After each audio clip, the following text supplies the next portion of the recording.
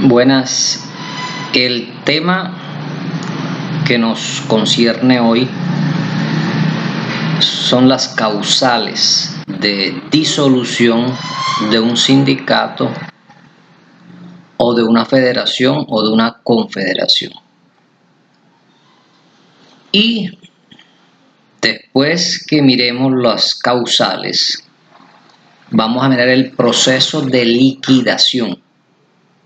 Porque recuerden que los sindicatos son personas jurídicas y las personas jurídicas, una vez disuelta, la consecuencia es la liquidación. Entonces, esa va a ser la clase de hoy, la disolución y liquidación. Lo primero, las causales de disolución de un sindicato, federación o confederación está en el artículo 401 para que lo sigan cuando estén escuchando la clase. Hay un primer evento o una primera causal para disolver un sindicato que el mismo artículo 401 prevé y le deja libertad al sindicato para liquidarse por las causales que prevea en los estatutos.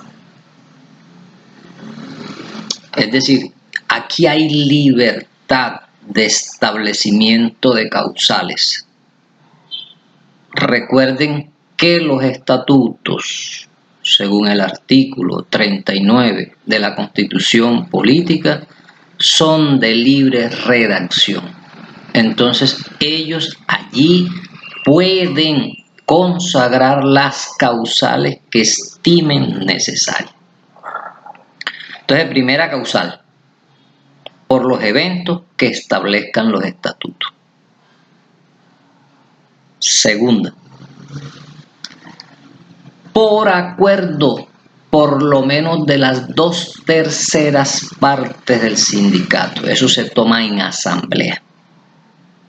Recuerden que es causal, esa causal es función exclusiva de la asamblea. La disolución de un sindicato le corresponde en exclusiva al órgano mayor que se llama asamblea. Pero hay que votar. Aquí entran en juego los principios democráticos también establecidos en la Constitución. Se vota y debes tener las 2/3 partes para poderlo hacer. Entonces aquí es de común acuerdo. Y me detengo aquí por lo siguiente. Recuerden que la Constitución Política dice que los sindicatos se deben disolver por vía judicial, no por vía administrativa. Pues bien, la Corte Suprema de Justicia ha morigerado esa interpretación en esta causal. ¿En qué sentido? Ha dicho, mire, cuando es de común acuerdo, ¿para qué tienen que ir a la justicia a disolver un sindicato si eso lo pueden hacer ellos por vía administrativa? Porque esta causal no da para ir ante un juez, dado que aquí media es el acuerdo entre ellos, no es una causal externa.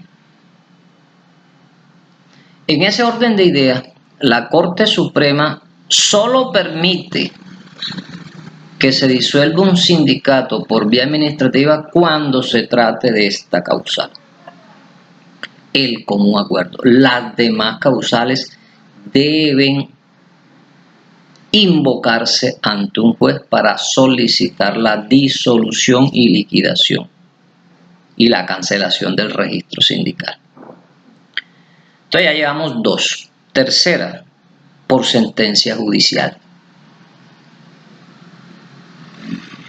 Esta causal es muy ambigua, muy vaga, porque siempre se tiene que hacer por sentencia judicial, excepto en la causal segunda que acabamos de ver.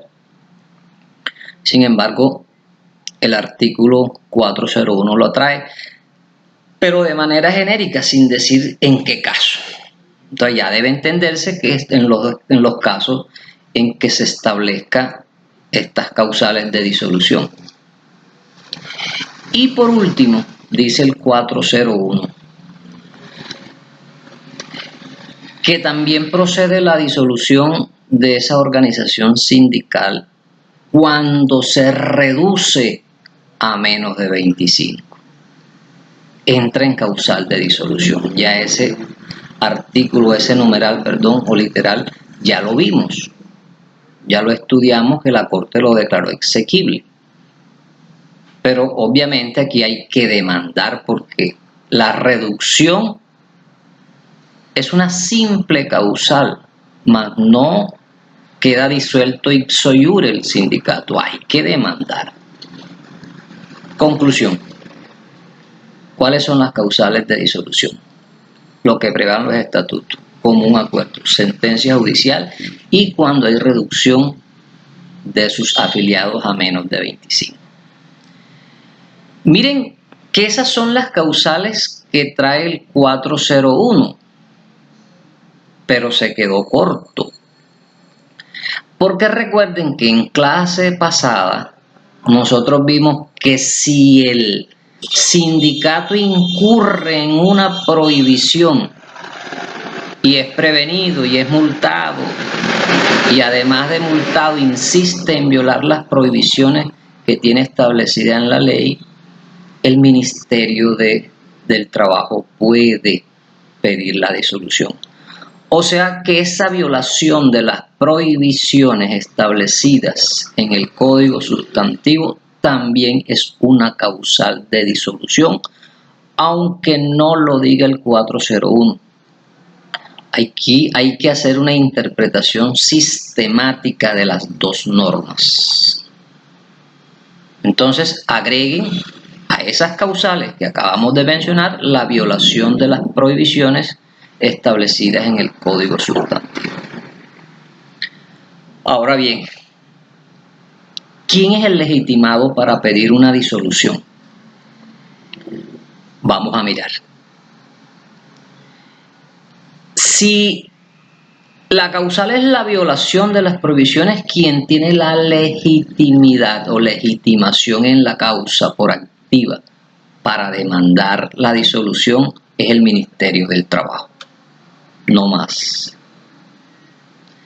En cambio, en otras causales, por ejemplo, la reducción de un número afiliado a menos de 25 la puede tener el empleador.